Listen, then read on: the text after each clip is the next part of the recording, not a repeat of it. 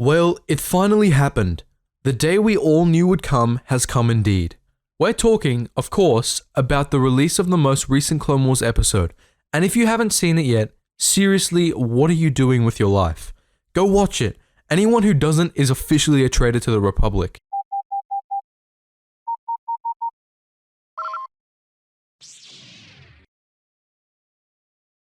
The most recent Clone Wars episode came with the moment we've all been dreading, the execution of Order 66, but it also came with a bit of a surprise reveal about the nature of clone inhibitor chips. Previously, we had been led to believe that the activation of the inhibitor chips caused a sort of trance, in which the clones weren't completely aware of themselves or their actions. Now we know that isn't the case. The clone commanders who gunned down their generals knew exactly what they were doing, even if they didn't quite know why their urge to comply was so strong. In this video, we'll be looking at what 6 clone commanders were thinking as they pulled the trigger.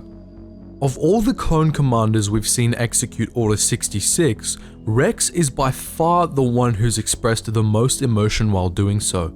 He's visibly distressed by the order, even tearing up a little, and even with the inhibitor chip in place, he hesitates.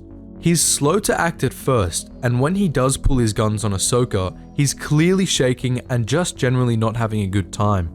But he does snap out of it in a manner of speaking.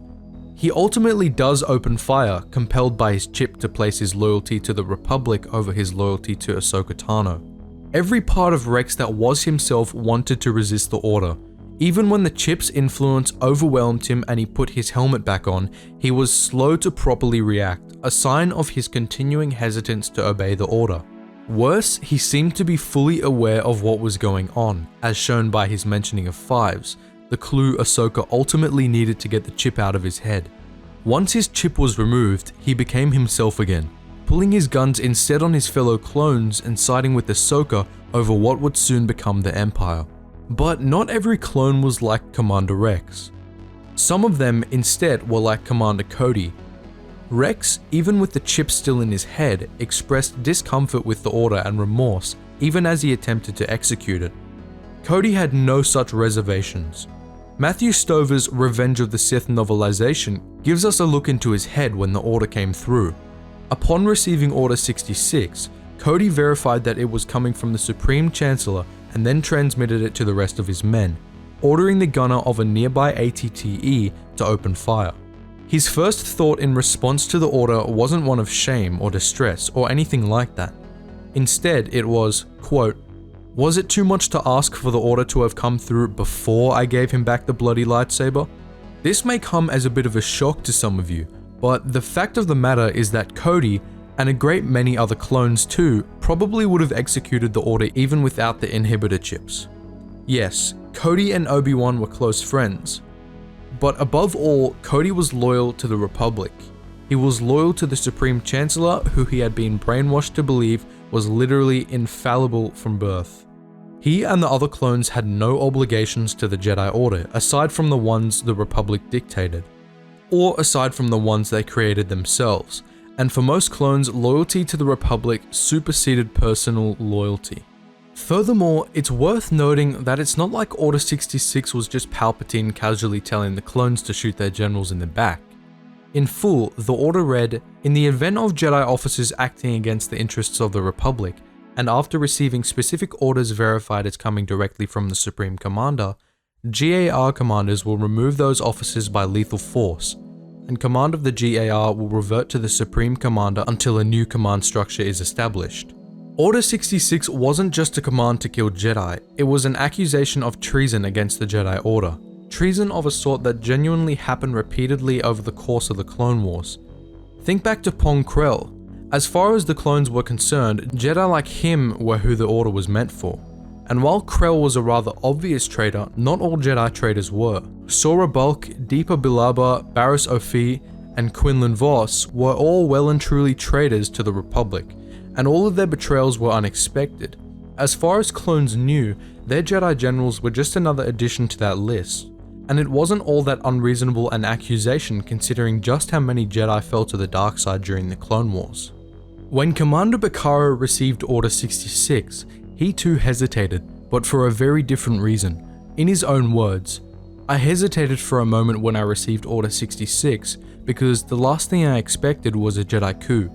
Did I feel betrayed? You bet I did. I thought of all my men who died under Ki-Adi-Mundi's command, and if I'd known then that he and his buddies were gearing up to do the Separatists' work for them and overthrow the government, I'd have shot him as a traitor a lot earlier. He betrayed the trust of every one of us. This was also a very common sentiment among clone commanders.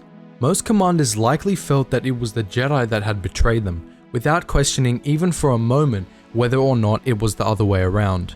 And honestly, this does make sense. Consider how poorly the Jedi played in their role as generals in the Clone Wars. Consider all the examples of shitty tactics, wasting lives, and across-the-board incompetence that even good Jedi generals were known to show. Consider just how many of them had fallen to the dark side and slaughtered their own troops. And with all that in mind, which do you think a clone would find more likely? That the Jedi Order had been doing it all on purpose, or that the Supreme Chancellor had been secretly running the entire war as a means of giving some Jedi enough angst to turn on the Order and kill a bunch of children? Suffice it to say that there's a reason most clones didn't question Order 66. Among these clones were Commander Neo and Captain Jag, who reacted with seemingly indifference to the Order. Commander Neo, of course, reacted with indifference to everything, so this isn't much of a surprise. He probably wasn't even surprised that the order was being given, knowing him and how quick he was to coordinate the murder of Stas Ali as soon as he received it. As for Captain Jag, who, for the record, was the clone who shot down Plo Koon, he likely didn't even care. Not all clone officers were close with the Jedi they were tasked with killing, and such was the case with Jag. To him, Master Plo was just another separatist mark to blow out of the sky. The vast majority of clones likely executed Order 66 without any private traitorous thoughts, as the Journal of the 501st put it. The clones were entirely unaware of the significance of the part they were playing, unaware that they were executing one of the greatest betrayals in the history of the galaxy, which, for the record, is what it amounted to. Less than 200 Jedi survived Order 66 and Operation Nightfall, most of whom were killed in the subsequent Great Jedi Purge. Thousands of Jedi across the galaxy were gunned down simultaneously in the span of under an hour. But that said, there were absolutely plenty of commanders that, like Rex, reacted to Order 66 with distress. One of these commanders, believe it or not, was Commander Bly. Bly is a bit of an interesting case because, like Cody, he was definitely more on the by-the-book side. His catchphrase was, quote, "Get the order and execute it. Let the general sort out the rest." This displays the commitment to protocol that most clones expressed, but it also displays something else about his character. Hence his distressed reaction, it displayed how much he trusted the Jedi. Not all clones had bad generals. Some, like Commander Bly, worked closely with the Jedi they came to well and truly trust and care for. Especially by the time of Order 66, Bly and his top men had become some of the few clones whose trust and loyalty to their Jedi generals were beginning to be on par with their loyalty to the Republic. Aayla Secura had saved the lives of Bly and his men repeatedly on Felucia, and when the order to kill her came through, Bly was reluctant to carry it out, just like Commander Rex was. Bly still killed Secura, of course, something that can probably be blamed on the inhibitor chips, partly. We say partly because we know that Bly actually had other motivations in his mind when he shot Secura in the back, and then kept shooting when she was already very much dead.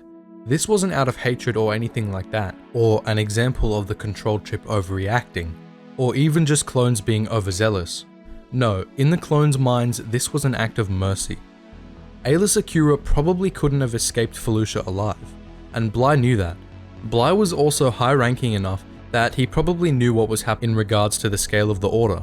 As far as Bly was concerned, Secura's life was over, and it was beyond his control. To the best of his abilities, he made it as quick and painless as possible.